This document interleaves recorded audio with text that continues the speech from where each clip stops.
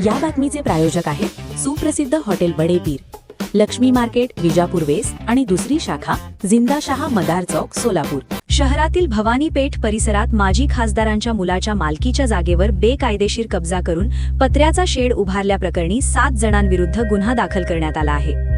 याबाबत माजी खासदार लिंगराज वल्ल्याळ यांचे पुत्र संदीप वल्ल्याळ यांनी दिलेल्या फिर्यादीवरून गिरीश लोका, पुष्पा लोका, प्रमिला लोका, राजवा लोका, मंजुळा बोड्याल, विजयालक्ष्मी गुंडला आणि अनिता इराबत्ती यांच्याविरुद्ध जोडभावी पेठ पोलीस ठाण्यात सोमवारी गुन्हा दाखल करण्यात आला.